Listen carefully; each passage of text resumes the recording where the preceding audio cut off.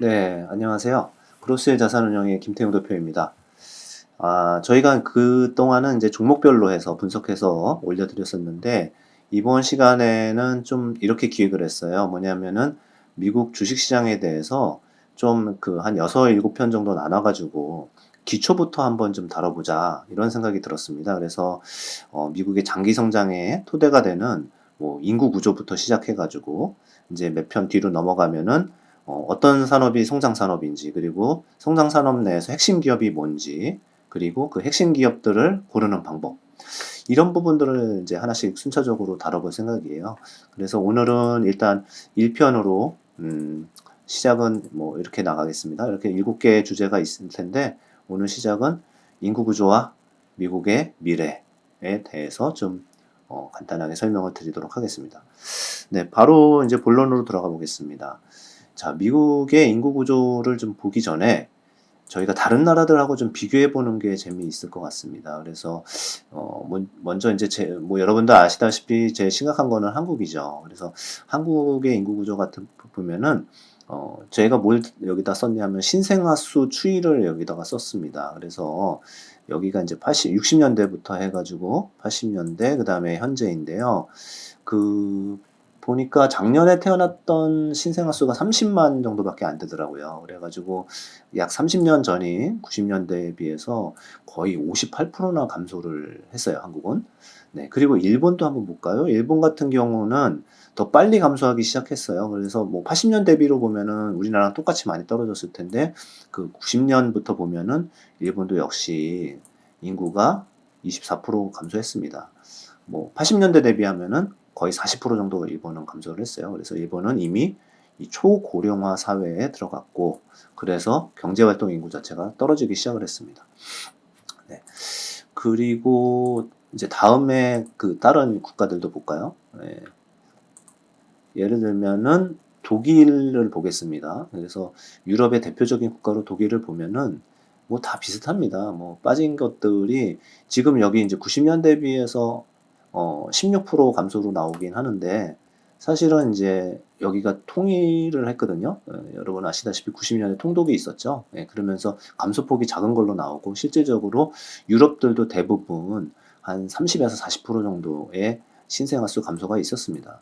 그리고 이제 마지막으로 중국을 보시면은 잘 아시다시피 산하 제한을 했었고, 그리고 이제 90년대 대비해서 보면은 지금 30년이 지난 지금 한 거의 39% 정도 감소를 했어요. 그래서 모든 대륙의 모든 국가들이 굉장히 출산율의 저하 때문에 경제활동 인구가 향후 10년 안에는 다 문제가 생기는 이런 구간으로 접어들었다 이렇게 보시면 될 것 같습니다.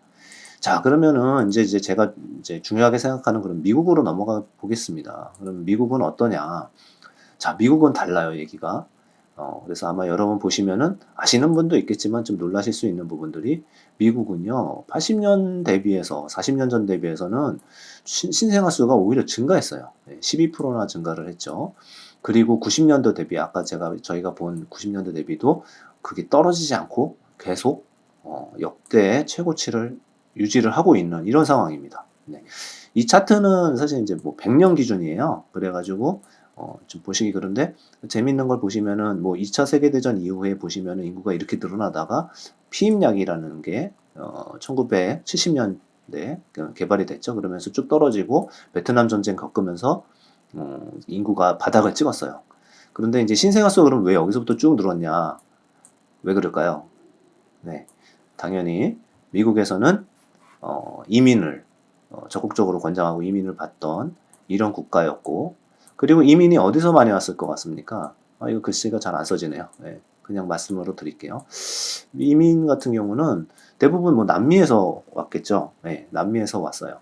그래서 남미에서 온 사람들이 지금도 출생률이 굉장히 높은 게 왜 그럴까요? 이거는 이유가 하나 있습니다. 남미에서는 대부분 이제 종교 자체가 캐톨릭이고요.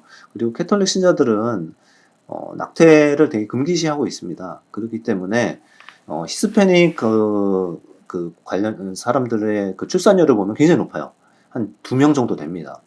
그래서 이제 여러분 재미로 아마 구글에서 뭐 히스패닉 패밀리 이렇게 치시면은요 사진 검색하시면은 대부분 대가족이 뜹니다. 자녀 막 3명씩 이렇게 해가지고 바글바글한 이러한 모습들이 나와요.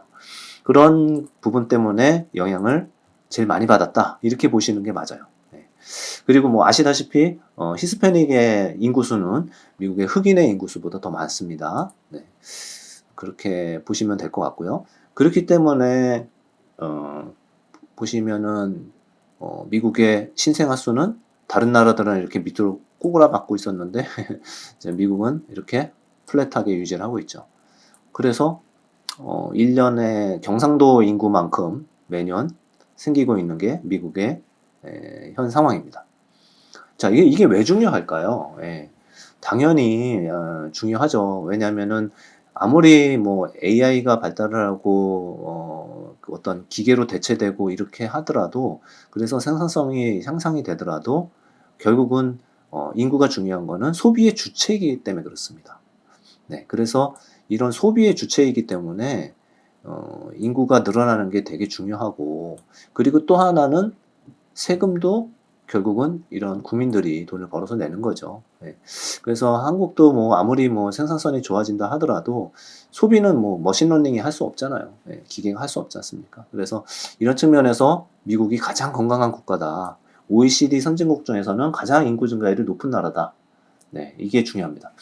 그리고 하나 더 이유가 있어요. 뭐냐면은 뒤에서 또 보여드리겠지만은 미국의 GDP를 구성하는 거에서 약 70% 정도가 소비가 담당을 하고 있습니다.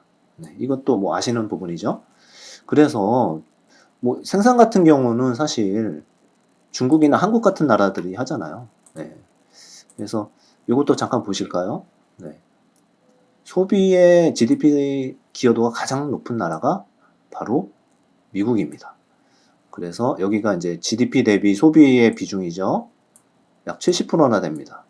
반면에 이제 한국이 어디 있을까요? 한국 보면은 요 정도에 있네요. 그래서 한국은 50%.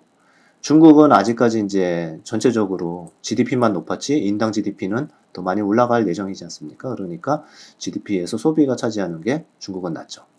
네. 그래서 결과적으로 미국에서의 이 소비는 굉장히 중요하다. 네, 굉장히 중요하다. 그런데 그러한 소비할 수 있는 여력이 되는 인구가 미국은 이렇게 드러나고 있다. 이것이 오늘의 드리고 싶은 말의 핵심입니다. 핵심. 그래서 미국의 경제활동 인구의 추이를 보시면은 다른 나라들은 이렇게 꼬꾸라지는데 5년, 10년 안에 꼬꾸라지는데 미국은 짱짱하게 유지가 된다. 그렇습니다. 그래서 마지막으로 정리하면은 미국은 사실 걱정하는 게 그렇잖아요. 돈 찍어낸다. 부채를 남발하고 있다. 재정 상태 안 좋다. 그런 것들이죠. 그런데 이런 것들이 결국은 이러한 소비와 그 다음에 미국의 부채는 든든한 텍스페이어들, 이런 사람들이 텍스를 내죠. 그런 것들이 있기 때문에 문제가 안 된다. 이렇게 좀 정리를 해드리고 싶습니다. 그래서 오늘 이 시간에는 뭐 짧게 미국의 인구 구조를 좀 살펴봤고요. 이 부분들이 장기 성장의 동력이기 때문에 저희는 되게 중요하게 보고 있습니다. 자, 이 정도에서 오늘은 마무리하도록 하겠습니다. 감사합니다.